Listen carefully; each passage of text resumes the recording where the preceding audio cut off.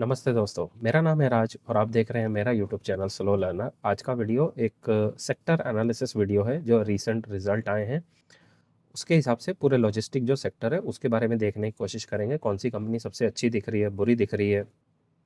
और मेन जो हमारा फोकस है वो हमारा फोकस रहेगा अच्छी कंपनी को पकड़ना इस पूरे मूड माहौल में जहाँ पे कि सारा का सारा मार्केट गिर रहा है। अब इसका फ़ायदा ये है कि आपके आपके पास में हमेशा से अच्छी कंपनी रहेगी तो अपॉर्चुनिटी हमेशा आपके पास रहती है। अब इसका नुकसान ये होता है कि अगर आप स्टडी नहीं करेंगे, अपने आप को अपडेटेड नहीं रखेंगे, तो अपॉर्चुनिटी आपके हाथ से निकल सकती है। मैं तो सिर्फ बात कर रहा हूँ एक सेक्टर की, आपको सारे सेक्टर के बारे में ज़्यादा से ज़्यादा जानकारी रखनी है as per best of your ability. जितना भी आपको टाइम मिलता है आपको इन्वेस्ट करना है और सीखना है। अगर खुद से नहीं पढ़ सकते किसी के वीडियो देख लो, हाँ उसमें थोड़ा बायसनेस आ जाएगा और थोड़ा ये रहेगा कि जो जिसका भी आप वीडियो देख रहे हो क्या वो सही बता रहा है नहीं बता रहा है, तो वो थोड़ा सा डाउट रहता है और वो आपको करना भी चाहिए। तो ये सारी इन्फॉर्मेशन आज हम डिस्कस करेंगे। कंपनी का जो मैं आपके लिए कुछ कंपनी से लेके आया हूँ, लॉजिस्टिक सेक्टर की हैं, सारी हाई ग्रोथ कंपनी हैं, कुछ के अच्छे रिजल्ट अच्छे आए हैं, कुछ के नहीं हैं, सारी चीज़ें डिस्कस करेंगे। वीडियो का फ्लो होगा उसमें कंपनी का बिजनेस मॉडल जो कि सिंपली हमने बता दिया लॉजिस्टिक्स सेक्टर है। कुछ इसमें कंपनी है जो एयर कार्गो में काम करती हैं और कुछ कंपनी है जो बाय लैंड सी सब मिला के ऐसे करती हैं। तो उसके बारे में थोड़ा सा डिस्कस कर लेंगे, उसके साथ में उसके वैल्यूएशन देख लेंगे, कंपनी का सेल्स ग्रोथ क्या है वो देख लेंगे और साथ में थोड़ा सा चार्ट का तड़का भी लगा लेंगे कि चार्ट कैसा दिख रहा है। मेरा क्या तरीका है कि मैं फंडामेंटल्स को बहुत प्रायोरिटी देता हूँ। उसके बाद एक एक जस्ट 5 से 10% यहाँ कह सकते हैं इतना ही लेवरेज देता हूँ या थोड़ा सा उसको कंसिडर करता हूँ उसके चार्ट को देखना। क्योंकि गिरते हुए चार्ट में फंडामेंटल्स कितने भी लगा लो, कोई ना कोई प्रॉब्लम रहती है जिस वजह से गिरता है। जैसे ही वो गिर के स्टेबल हो जाए तो वहाँ पे आपको अपनी वॉच लिस्ट में तो रखना है, वहाँ पे आप उसको अपनी बाइंग लिस्ट में या जो भी आप करना चाहते हैं कर सकते हैं। वीडियो में आगे जाने से पहले जो भी नाम ले रहा हूँ जस्ट फॉर एजुकेशन पर्पस के लिए, प्लीज़ आप कोई भी ऐसा बाय और सेल मत करना, इसको देख के रिकमेंडेशन कोई नहीं है। फिर भी करना है अपने फाइनेंशियल एडवाइजर से पूछ के करना। तो चलिए शुरू करते हैं। सीधा सबसे पहले चलते हैं company A F com holding. Company करती क्या है, एयर कार्गो का काम करती है। इनके कुछ फ़्लाइट्स हैं इन्होंने ऐड करी हैं और इनके दिसंबर में और भी फ़्लाइट्स ऐड होने वाली हैं। ज़्यादा डिटेल में मैं नहीं जाना चाहूँगा, सीधा मुद्दे की बात करते हैं। कंपनी का जो स्टॉक है आज की डेट में 45 के पी पे है। कंपनी का सेल्स ग्रोथ 50 से 60% के आसपास है। थोड़ा सा कॉम्प्लिकेटेड है लेकिन आप एक बार ही जाके खुद से भी देख लेना। और अगर इसकी बात कर ली जाए चार्ट के बारे में, चार्ट का एक बार देख लेते हैं हम इसका।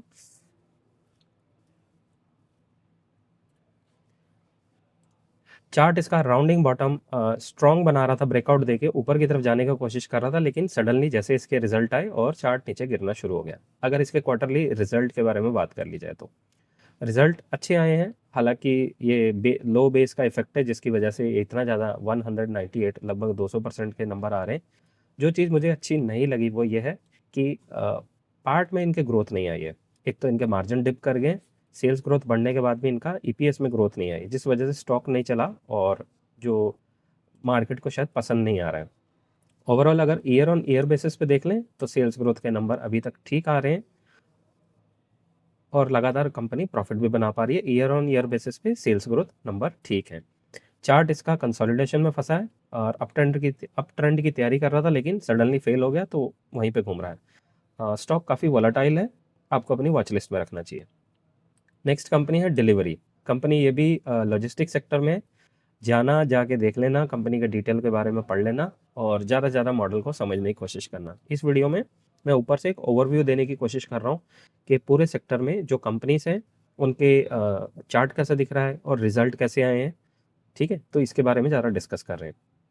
कंपनी का जो पी है 174 का पी जा रहा है और सेल्स ग्रोथ 20 का है। चार्ट जो इनका दिख रहा है राउंडिंग बॉटम स्टेज 2 और स्ट्रॉन्ग दिख रहा है। एक बार ये सीधा यहाँ पे चार्ट भी देख लेते हैं। ये इनका चार्ट का हाल है। राउंडिंग बॉटम मेरा बड़ा फेवरेट है और ये जो चार्ट है ये अपने आप में बड़ा प्रॉफिटेबल है। अगर क्वार्टरली रिजल्ट के बारे में बात कर ली जाए, क्वार्टरली रिजल्ट इनके जो आए हैं सिर्फ 5% क्वार्टर ऑन क्वार्टर बेसिस पे नंबर आए हैं। पता नहीं चार्ट ऊपर क्यों जा रहा है फिर। अब भाई जा रहा है तो जा रहा है। ईयर ऑन ईयर बेसिस पे 9% ग्रोथ आई है और इसका जो वैल्यूएशन है 174 का इनका आ रहा है और सेल्स ग्रोथ किया 20% का गाइडेंस है इनका। नेक्स्ट कंपनी है ब्लू डार्ट। ब्लू डार्ट के बारे में बात कर लेते हैं। बड़ी फेमस कंपनी है, आप सब इसके बारे में जानते हैं। अब सीधा चलते हैं, इसके देख लेते हैं हमारे रिजल्ट कैसे आए जो कि सबसे ज़्यादा मैटर करते हैं। क्वार्टरली अगर आप इसके रिजल्ट देखेंगे और ग्रोथ देखेंगे, 7 से 8% की ग्रोथ आई है। चार्ट की अगर बात कर ली जाए, डाउन ट्रेंड है, वीक दिख रहा है, और करंट पी इसका 55 है। सेल्स ग्रोथ की जो गाइडेंस है वो 9% के पास में है। नेक्स्ट कंपनी है टीसीआई एक्सप्रेस। कंपनी ये भी बड़ी ज़बरदस्त है और काफ़ी मशहूर कंपनी है ये। लैंड से, सी से, ट्रेन से, बस से, ट्रक से, हर तरीके से ये जो लॉजिस्टिक की जो सर्विसेज हैं उसको प्रोवाइड करते हैं। सीधा चलते हैं इसके, एक बार ये रिजल्ट हम देख लेते हैं, रिजल्ट इन्होंने कैसा परफॉर्म करा है। क्वार्टरली अगर रिजल्ट की बात कर ली जाए तो इन्होंने जो ग्रोथ दिखाया है वो -3% दिखाया है क्वार्टर ऑन क्वार्टर बेसिस पे, और ईयर ऑन ईयर बेसिस पे अगर देख लिया जाए तो उस पर भी -3% है। चार्ट की अगर बात कर ली जाए, डाउन ट्रेंड में है चार्ट और वीक दिख रहा है लगातार। और अगर आप इसको 3 साल के चार्ट 5 साल के चार्ट के ऊपर करेंगे तब भी वीक ही दिख रहा है। यहाँ पे मैंने गलती से इसको अप ट्रेंड लिख लिया है, इसको डाउन ट्रेंड लिखना चाहिए था। तो जिस कंपनी का चार्ट अगर डाउन ट्रेंड में, फंडामेंटल्स कितने भी अच्छे हों, मैं उसमें हाथ नहीं लगाता जब तक कि वो उसका चार्ट स्टेबल ना हो जाए।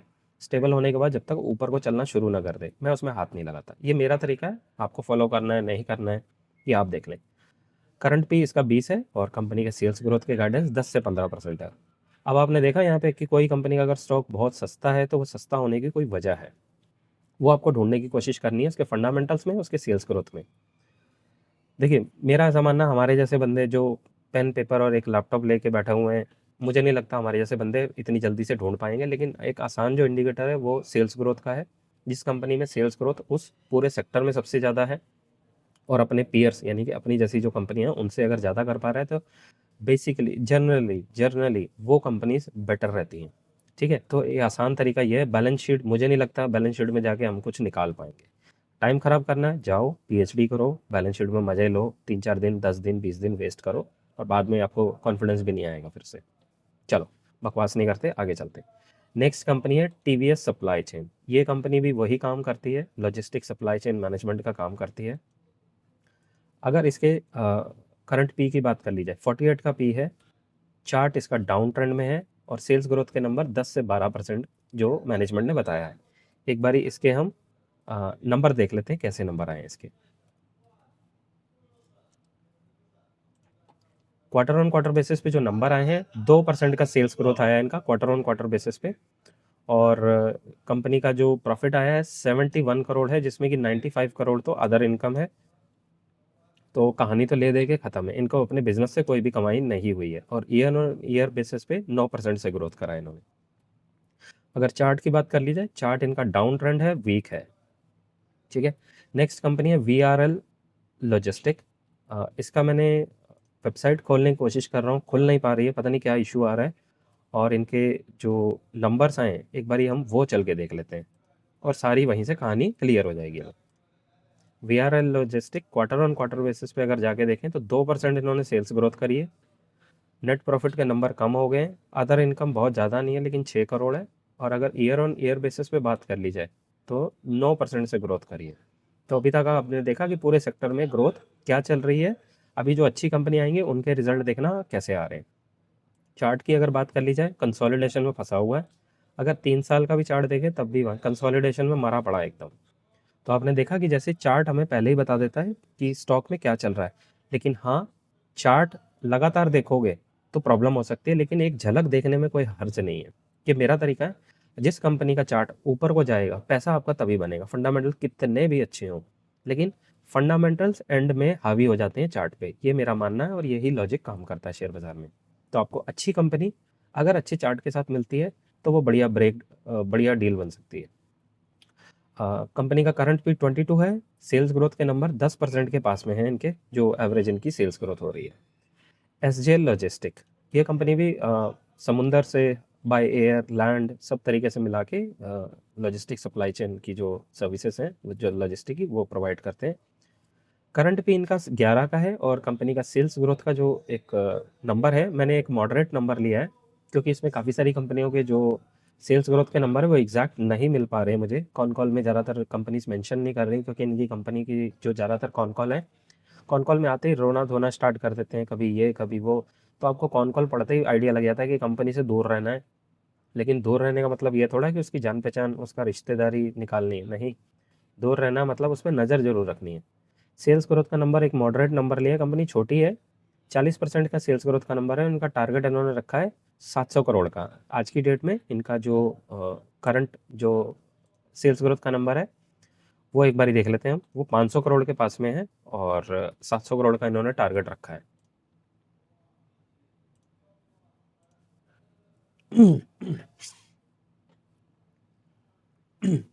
अगर 500 करोड़ से आप 700 करोड़ का टारगेट करेंगे तो अप्रॉक्सीमेट 40 से 45% वो बनता है। उस हिसाब से जो गाइडेंस है वो 40% का एक नंबर मैंने लिया है। और अगर इनके क्वार्टर ऑन क्वार्टर बेसिस पे नंबर बात कर ली जाए, इनका जो सेल्स ग्रोथ रहा है 60% का इन्होंने रहा है। हालांकि बेस इफेक्ट यहाँ पे थोड़ा आ सकता है, जिसकी वजह से ये नंबर बहुत बढ़िया दिख रहे हैं, लेकिन ओवरऑल ठीक लग रहा है। क्वार्टर ऑन क्वार्टर बेसिस पे अगर देखें, नेट प्रॉफिट लगातार बढ़ रहा है, लेकिन प्रॉफिट जिस ग्रोथ स्पीड से बढ़ रहा है, सेल्स ग्रोथ उससे कहीं ज़्यादा बढ़ रही है, जो कि क्लियरली दिखा रहा है यहाँ पे इनको वॉल्यूम ग्रोथ तो हो रहा है। यानी कि ये सामान जो सर्विसेज है वो तो ज़्यादा दे पा रहे हैं, लेकिन प्राइस नहीं बढ़ा पा रहे। इसका क्या मतलब है? सीधा सीधा मतलब है कि प्राइसिंग पावर नहीं है इनके पास। जैसे ही थोड़ा सा प्राइस बढ़ाएंगे, कस्टमर भाग के दूसरी कंपनी के पास चला जाएगा और उनसे अपना माल डिलीवर करा लेगा। चार्ट की अगर बात कर ली जाए, चार्ट डाउन ट्रेंड है और बहुत ज़्यादा वीक दिख रहा है मुझे। राउंडिंग टॉप पैटर्न बनता हुआ मुझे दिख रहा है यहाँ पे। और नेक्स्ट कंपनी है जिंका लॉजिस्टिक। ये कंपनी का रिजल्ट बड़े तोड़फोड़ आए हैं और काफ़ी हल्ला गुल्ला कर रहा है ये कंपनी। क्वार्टरली रिजल्ट की अगर बात कर ली जाए, क्वार्टर ऑन क्वार्टर बेसिस पे 56% के हिसाब से इनका ग्रोथ का नंबर आया है। ईयर ऑन ईयर बेसिस पे माफ़ कीजिए, क्वार्टर ऑन क्वार्टर बेसिस पे अगर प्रॉफिट की बात कर ली जाए तो कभी अप कभी डाउन, कभी अप कभी डाउन, तो बड़े ही वॉलेटाइल तरीके के इनके रिजल्ट आ रहे हैं। तो ये थोड़ा सा समझ से मेरी बाहर है, क्यों ऐसा हो रहा है अब भगवान जाने। या फिर आपको एक अच्छा सीए बनना पड़ेगा और उसकी बैलेंस शीट जब अंदर तक घुस के पढ़नी पड़ेगी, शायद आपको पता लगे। मैं सीए नहीं हूँ, मैं बहुत ज़्यादा जानता भी नहीं हूँ, तो मैं तो ऊपर ऊपर से जानता हूँ। अच्छी कंपनी हाई ग्रोथ के साथ और अच्छे चार्ट के साथ हो, दैट्स इट, मेरे लिए इतना ही काफ़ी होता है। क्वार्टर ऑन क्वार्टर बेसिस पे प्रॉफिट कमा पा रही है, जो कि अच्छी बात है। ईपीएस ग्रोथ एकदम हाईली, आप देख लो 1900, 8000, 28,000, 2800, 26,000 माइनस, -2। तो भाई पता नहीं क्या क्या हो रहा है, आप थोड़ा सा इसमें देख लेना है, शायद लॉसेस हैं जिसकी वजह से इतना कुछ हो रहा है। एनीवे, ओवरऑल अगर थ्योरी समझ आ रही है, वेल एंड गुड। 40 से 43% इन्होंने ईयर ऑन ईयर बेसिस पे ग्रोथ करी है। कंपनी लॉस मेकिंग थी, लॉस मेकिंग से अभी एबिटा लेवल पे भी लॉस मेकिंग है, और नेट प्रॉफिट में भी अभी बहुत रेयरली थोड़ा सा ही बचा है इनका लॉसेस। तो टर्न अराउंड स्टोरी टाइप में ये हो सकती है। चार्ट की अगर बात कर ली जाए, chart consolidation, up trend, breakout दिया, फिर नीचे गिरा, और फिर अभी भी चार्ट मैं कहूँगा काफ़ी स्ट्रॉन्ग दिख रहा है। तो ये सारी कंपनीज थी जो लॉजिस्टिक सेक्टर में मुझे दिखी। इनमें जो सबसे टॉप की जो कंपनी मुझे दिखती हैं और मुझे लग रही हैं, उसमें मैं कंसिडर करूँगा उसका सेल्स ग्रोथ, और साथ में उसका चार्ट भी। चार्ट मेरा 10% है, 90% इसका सेल्स ग्रोथ और फंडामेंटल्स। तो मुझे लगता है लॉजिस्टिक में जिंका लॉजिस्टिक एक बड़ी अच्छी कंपनी दिख रही है, वन। और दूसरे नंबर पे मैं एएफ कॉम होल्डिंग जो है उसको रख रहा हूँ। अब अगर इन दोनों कंपनीज को भी कंपेयर करना पड़ेगा, इसमें से सबसे बेस्ट कौन सी लग रही है? मुझे लगता है इसमें सबसे जो ज़्यादा अच्छी मुझे लग रही है जिंका लॉजिस्टिक। मुझे सेल्स ग्रोथ के हिसाब से ज़्यादा क्लैरिटी दिख रही है और उसका चार्ट भी ज़्यादा बढ़िया दिख रहा है। एएफ कॉम क्योंकि उनके फ्लाइट्स अभी आनी है, आने के बाद उनका रेवेन्यू में ऐड होएगा, जैसे उन्होंने कॉन कॉल में पिछले में मेंशन करा था। तो वो चीज़ें हमें ट्रैक करनी पड़ेंगी। लेकिन अगर फिर भी इस सेक्टर का टॉप 2 प्लेयर निकालने पड़े, तो मुझे लगता है एएफ कॉम एंड लॉजिस्टिक में जिंका लॉजिस्टिक, ये 2 टॉप की कंपनी दिख रही है on the basis of sales growth, on the basis of chart and fundamentals. और जो कॉन कॉल में जो क्लैरिटी थोड़ी दी है, आसान समझ आता है, उसके हिसाब से मुझे ये जो 2 कंपनी है, ये बहुत आसान लग रही हैं समझने में। तो कुछ इस तरीके से हम अपना जो विनर होता है पूरे सेक्टर में ढूँढ सकते हैं। अगर फिर भी हाँ, मैं एक पॉइंट मिस कर गया। इन दोनों में से मुझे जो वैल्यूएशन वाइज़ ज़्यादा अच्छी कंपनी लग रही है, वो जिंका लॉजिस्टिक नंबर 1 लग रही है और एएफ कॉम नंबर 2 पे लग रही है। क्योंकि जिंका लॉजिस्टिक का जो पी है, वो भी कम है, और उसका फॉरवर्ड जो फ्यूचर पी है, वो भी काफ़ी अच्छा निकल के आएगा, क्योंकि वो लॉस मेकिंग से टर्न अराउंड स्टोरी टाइप में है। लॉस मेकिंग थी और वहाँ से अभी प्रॉफिट की तरफ जा रहे हैं, उस वजह से। तो ये था इस पूरे वीडियो का निचोड़। हमारा पर्पस क्या था? पर्पस वही था कि हम ढूँढना चाह रहे हैं इस सेक्टर में एक ऐसी कंपनी जो आने वाले टाइम में अपने इन्वेस्टर के लिए एक बड़ा पैसा बनाने की जो अपॉर्च्युनिटी है वो किस कॉस्ट पे मिलेगी, वो हमें पता लगता है वैल्यूएशन से। तो ये मोटी-मोटी रफ आइडिया एक ऊपर से एक ओवरव्यू आपको देने की कोशिश करी है लॉजिस्टिक्स सेक्टर में हो क्या रहा है। तो आपको ज़्यादा परेशान नहीं होना है इस टाइम। मार्केट अगर गिर रही है, मार्केट का काम है गिरना, उठना, चलते रहना, ऊपर-नीचे, प्लस-माइनस आपको चलता ही रहेगा। अगर आप अपना स्टॉक अच्छे से पढ़ के लेंगे, सेक्टर में लीडर लेंगे जो सबसे ज़्यादा सेल्स ग्रोथ कर रहा है, उसके फंडामेंटल अच्छे हैं, कोई बुरी खबर नहीं आई है कंपनी के बारे में, जैसे कि कॉर्पोरेट इशू आ गया या कोई उसमें कोई फ्रॉड का इशू आ गया, ऐसा कोई भी अगर इशू नहीं है, आईटी रेड की कोई इशू नहीं है, ऐसी जो भी जनरल जो प्रॉब्लम्स रहती हैं कंपनी के लिए, तो आपको स्टॉक के बारे में पढ़ते रहना है। अच्छा काम करे, पैसे डालो, नहीं अच्छा करे, काट दो, निकाल लो, जो करना है कर लो, देख लो, लेकिन पढ़ लिख के करो।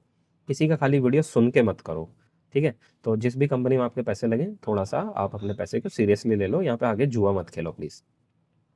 तो ये था मेरा आज का वीडियो। आई होप मेरे इस वीडियो ने आपको लिए कुछ वैल्यू ऐड करा होगा। एंड जो भी मैंने इन्फॉर्मेशन दी है जस्ट फॉर एजुकेशन पर्पज़ के लिए, कोई किसी भी तरह का बाय सेल रिकमेंडेशन नहीं है, ठीक है?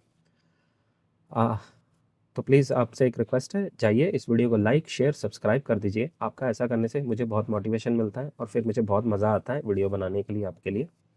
अगर कोई मैं इन्फॉर्मेशन मिस कर गया, प्लीज़ कमेंट बॉक्स में नीचे आप लिख के मेंशन कर दें ताकि मैं भी अपने आप को अपडेट कर लूँ। आ, तो मिलते हैं अगली वीडियो में, तब तक के लिए सीखते रहिए, खुश रहिए, इन्वेस्ट करते रहिए। Thank you.